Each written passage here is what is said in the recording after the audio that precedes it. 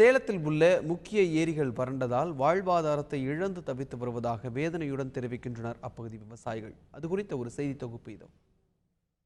பருவமழை பொய்த்ததால் தண்ணீரின்றி கருகும் பயிர்கள், உரிய நேரத்தில் காவிரி நீர் கிடைக்காத சோகம், கிணறுகள், ஏரிகள், குளங்களில் நீர்மட்டம் குறைவு, கடுமையான வறட்சி, வாங்கிய கடனை திருப்பிச் செலுத்த முடியாத நிலை என நாளுக்கு நாள் விவசாயிகள் சந்திக்கும் பிரச்சனைகள் தொடர்கதையாகி வருகிறது.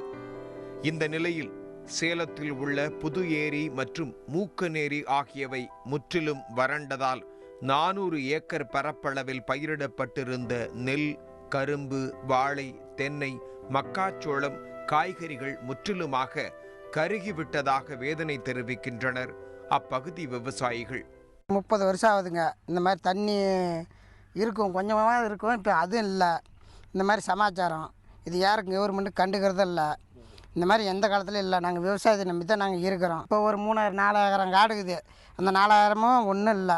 எல்லாம் விவசாயத்தை நம்பிக்கிறோம். தென்னை மரத்துலையும் இது அது இருக்கிற மட்டும் எல்லாம் பூரா காஞ்சி போய் அப்படியே சொடுவுது. ஒன்றும் பண்ணுறதுக்கு வழி இல்லை. கவர்மெண்ட்டு வராங்க, ஆனால் வரமாட்டேங்கிறாங்க. தாங்கிறாங்க, அப்புறமேட்டு மறுபடியும் பார்த்தா வரமாட்டேங்கிறாங்க. வந்து பார்க்குறதோட சரி, ஸ்டெப் எடுக்கிறதில்ல. கடும் வறட்சியால் ஆடு மாடுகள் கூட தீவனம் கிடைக்காமல் திணறி வருவதாகவும் அவர்கள் கூறுகின்றனர். கிட்டத்தட்ட ஒரு 300 ஏக்கரானுடைய பாசனம் நின்று போச்சு. கரும்பு, நெல் இது போயிடுச்சு. அடுத்தது காய்கறி, பூ, மல்லிகைப்பூ இதெல்லாம் முற்றிலும் பூ தீர்ந்து போச்சு. மாட்டுக்கே தீவனம் இல்லை. மாட்டுக்கே ஒரு 12 ரூபாய்க்கு ஒரு கைப்பிடி கொடுக்குறாங்கன்னா இப்போ அந்த கைப்பிடி தட்டு 4ஆக கட்டி கொடுக்குறாங்க. அந்த அளவுக்கு வறண்டு போயிடுச்சு. ஏரியிலோ கிணற்றிலோ தண்ணீர் இல்லாததால் சாகுபடி செய்திருந்த பயிர்கள் கருகி தங்களுக்கு மிகப்பெரிய இழப்பை ஏற்படுத்தியுள்ள நிலையில் தங்கள் பகுதிக்கு அமைச்சரோ அதிகாரிகளோ வந்து பார்வையிடவில்லை என்பது அவர்களின் ஆதங்கம்.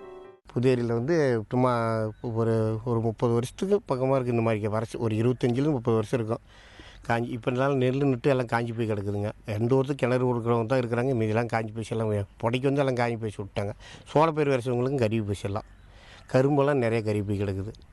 கடும் வறட்சி, பயிர்கள் கருகி சேதம் உள்ளிட்ட காரணங்களால் இந்த ஆண்டு தை திருநாளை கூட தங்களால் கொண்டாட முடியாத நிலை ஏற்பட்டுள்ளதாக கூறும் விவசாயிகள் சேதமடைந்த பயிர்களை முறையாக கணக்கெடுத்து உரிய இழப்பீட்டை விரைந்து வழங்க வேண்டும் என்று அரசுக்கு கோரிக்கை வைத்துள்ளனர். தந்தி டிவி செய்திகளுக்காக சேலத்திலிருந்து ஒளிப்பதிவாளர் ஹரியுடன் சுரேஷ் பாபு.